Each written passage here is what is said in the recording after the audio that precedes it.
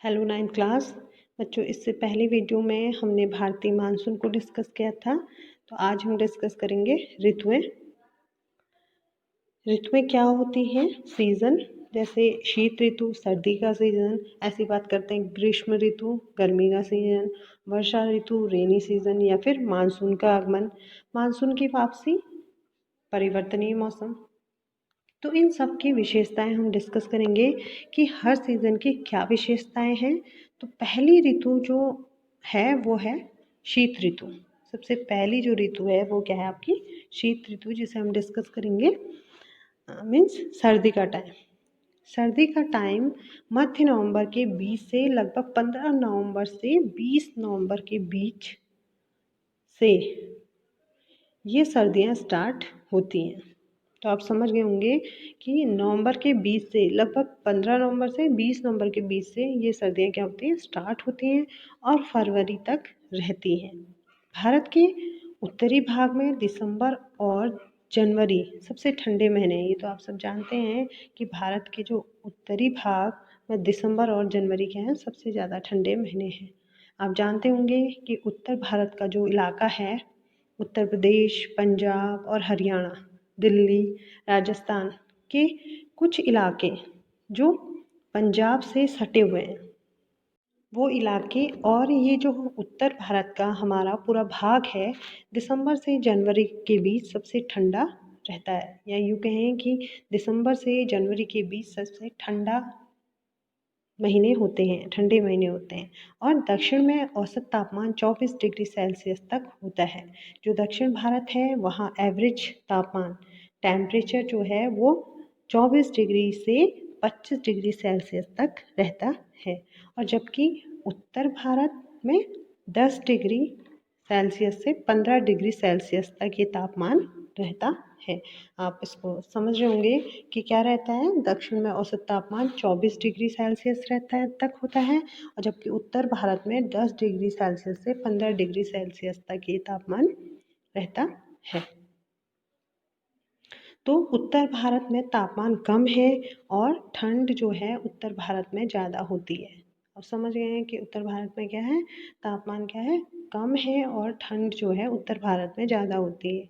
और इस ऋतु में या इस सीज़न में देश के अधिकतर भाग में शुष्क मौसम रहता है। कैसा मौसम रहता है? शुष्क मौसम रहता है। शुष्क मौसम मतलब आप समझ रहे होंगे कि शुष्क मौसम में क्या होता है? सूखा मौसम रहता है। आपको पता ही है कि सर्दी के मौसम में हमारी स्किन क्या हो जाती है? सूखी हो जाती है, ड्राई पड़ जाती है। सर्दी के मौसम में बहुत सूखापन होता है और आसमान साफ होता है, कोई बारिश वगैरह नहीं होती है, और तापमान और आर्द्रता कम होती है। तापमान कम होता है, टेम्परेचर कम होगा तभी क्या होगी? सर्दी पड़ती है। आर्द्रता मतलब जो ह्यूमिडिटी होती है, आर्द्रता जो है वो कम होती है। पानी की जो बूंदें जो होती हैं हवा में, वो बहुत कम होती हैं। शीतकाल में वर्षा भी बहुत कम होती है। जो सर्दियों का जो ये टाइम होता है, बारिश बहुत कम होती है। कभी कभी क्या होता है, सिर्फ बारिश होती है, लेकिन कभी कभी जब वो बारिश होती है तो वो रबी की फसल के लिए क्या होती है? बहुत ज़रूरी होती है। रबी की जो फसल होती है उसके लिए क्या वो होती है? बहुत ज़रूरी होती है।